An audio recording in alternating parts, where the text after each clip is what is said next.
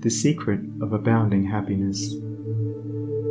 Great is the thirst for happiness, and equally great is the lack of happiness. The majority of the poor long for riches, believing that their possession would bring them supreme and lasting happiness. Many who are rich, having gratified every desire and whim, suffer from ennui and repletion, and are farther from the possession of happiness even than the very poor. If we reflect upon this state of things, it will ultimately lead us to a knowledge of the all-important truth that happiness is not derived from mere outward possessions, nor misery from the lack of them. For if this was so, we should find the poor always miserable, and the rich always happy, whereas the reverse is frequently the case. Some of the most wretched people whom I have known were those who were surrounded with riches and luxury, whilst some of the brightest and happiest people I have met were possessed of only the barest necessities of life. Many men who have accumulated riches have confessed that the selfish gratification which followed the acquisition of riches has robbed life of its sweetness, and that they were never so happy as when they were poor. What then is happiness, and how is it to be secured? Is it a figment, a delusion, and a suffering alone perennial?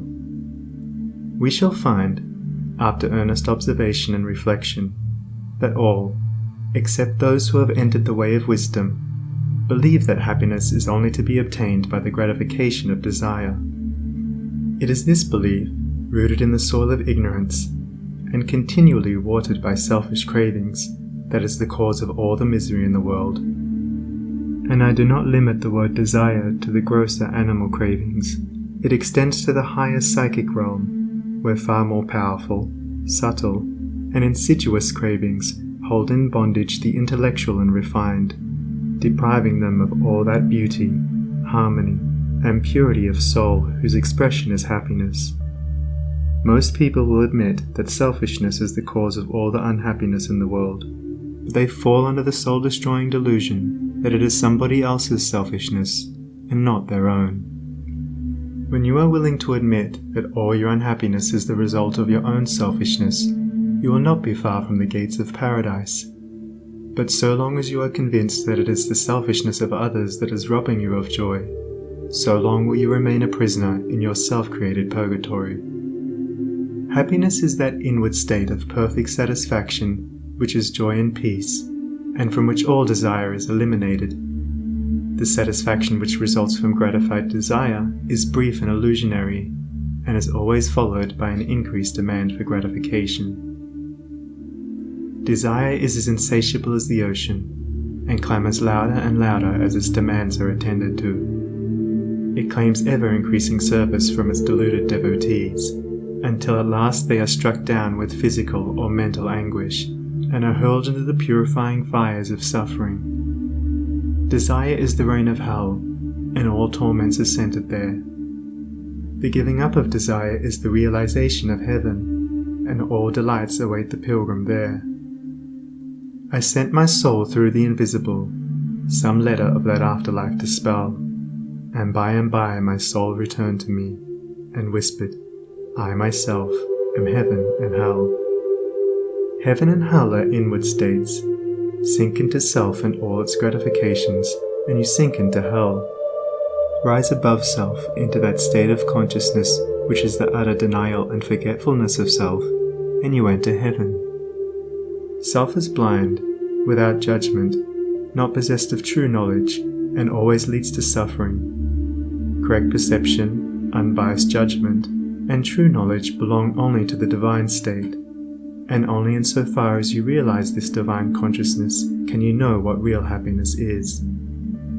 So long as you persist in selfishly seeking for your own personal happiness, so long will happiness elude you, and you will be sowing the seeds of wretchedness. Insofar as you succeed in losing yourself in the service of others, in that measure will happiness come to you, and you will reap a harvest of bliss. It is in loving, not in being loved, the heart is blessed. It is in giving, not in seeking gifts, we find our quest. Whatever be thy longing or thy need, that do thou give, so shall thy soul be fed, and thou indeed shalt truly live. Cling to self, and you cling to sorrow. Relinquish self, and you enter into peace. To seek selfishly is not only to lose happiness, but even that which we believe to be the source of happiness. See how the glutton is continually looking about for a new delicacy wherewith to stimulate his deadened appetite, and how bloated, burdened, and diseased, scarcely any food at last is eaten with pleasure. Whereas, he who has mastered his appetite, and not only does not seek, but never thinks of gustatory pleasure, finds delight in the most frugal meal. The angel form of happiness, which men, looking through the eyes of self, imagine they see in gratified desire, when clasped is always found to be the skeleton of misery. Truly, he that seeketh his life shall lose it, and he that loseth his life shall find it. Abiding happiness will come to you when, ceasing to selfishly cling, you are willing to give up. When you are willing to lose, unreservedly, that impermanent thing which is so dear to you, and which, whether you cling to it or not, will one day be snatched from you, then you will find that that which seemed to you like a painful loss turns out to be a supreme gain. To give up in order to gain, than this there is no greater delusion, nor no more prolific source of misery. But to be willing to yield up and to suffer loss, this is indeed the way of life. How is it possible to find real happiness by centering ourselves in those things which, by their very nature, must pass away? Abiding in real happiness can only be found by centering ourselves in that which is permanent. Rise, therefore, above the clinging to and craving for impermanent things, and you will then enter into a consciousness of the eternal, and as, rising above self, and by growing more and more into the spirit of purity, self-sacrifice, and universal love, you become centered in that consciousness, you will realize that happiness which has no reaction, and which can never be taken from you. The heart that has reached utter self-forgetfulness in its love for others has not only become possessed of the highest happiness, but has entered into immortality, for it has realized the divine. Look back upon your life, and you will find that the moments of supremest happiness were those in which you uttered some word or performed some act of compassion or self-denying love. Spiritually, happiness and harmony are synonymous. Harmony is one phase of the great law, whose spiritual expression is love. All selfishness is discord, and to be selfish is to be out of harmony with the divine order. As we realize that all-embracing love, which is the negation of self, we put ourselves in harmony with the divine music, the universal song, and that ineffable melody which is true happiness becomes our own. Men and women are rushing hither and thither in the blind search for happiness, and cannot find it, nor ever will until they recognize that happiness is already within them and round about them, filling the universe, and that they, in their selfish searching, are shutting themselves out from it. I followed happiness to make her mine, past towering oak and swinging ivy vine. She fled, I chased, o'er slanting hill and dale, o'er fields and meadows in the purpling vale. Pursuing rapidly o'er dashing stream, I scaled the dizzy cliffs where eagles scream. I traversed swiftly every land and but always happiness eluded me. Exhausted, fainting, I pursued no more, but sank to rest upon a barren shore. One came and asked for food, and one for alms. I placed the bread and gold in bony palms. One came for sympathy, and one for rest. I shared with every needy one my best. When lo, sweet happiness, with form divine, stood by me, whispering softly, I am thine. These beautiful lines of Burleigh's express the secret of all abounding happiness. Sacrifice the personal and transient, and you rise at once into the impersonal and permanent.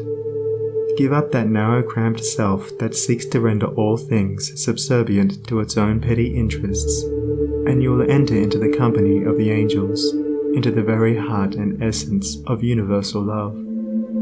Forget yourself entirely in the sorrows of others and in administering to others, and divine happiness will emancipate you from all sorrow and suffering. Taking the first step with a good thought, the second with a good word, and the third with a good deed, I entered paradise. And you also may enter into paradise by pursuing the same course. It is not beyond, it is here. It is realized only by the unselfish. It is known in its fullness only to the pure in heart.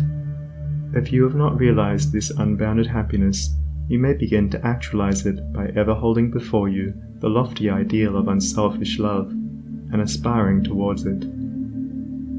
Aspirational prayer is desire turned upward. It is the soul turning toward its divine source, where alone permanent satisfaction can be found. By aspiration, the destructive forces of desire are transmuted into divine and all-preserving energy. To aspire is to make an effort to shake off the trammels of desire. It is the prodigal made wise by loneliness and suffering, returning to his Father's mansion. As you rise above the sordid self, as you break, one after another, the chains that bind you, you'll realize the joy of giving, as distinguished from the misery of grasping. Giving of your substance, giving of your intellect, giving of the love and light that is growing within you. You will then understand that it is indeed more blessed to give than to receive, but the giving must be of the heart without any taint of self, without desire for reward. The gift of pure love is always attended with bliss.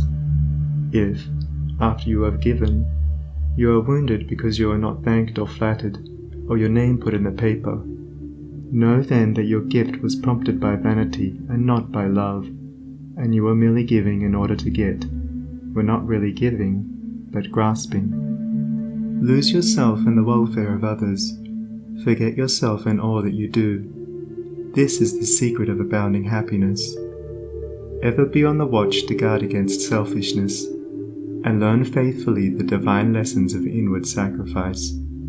So shall you climb the highest heights of happiness, and shall remain in the never-clouded sunshine of eternal joy, clothed in the shining garment of immortality. Are you searching for the happiness that does not fade away? Are you looking for the joy that lives and leaves no grievous day? Are you panting for the waterbrooks of love and life and peace? Then let all dark desires depart and selfish seeking cease. Are you lingering in the paths of pain, grief-haunted, stricken sore? Are you wandering in the ways that wound your weary feet the more? Are you sighing for the resting place where tears and sorrows cease? Then sacrifice your selfish heart and find the heart of peace.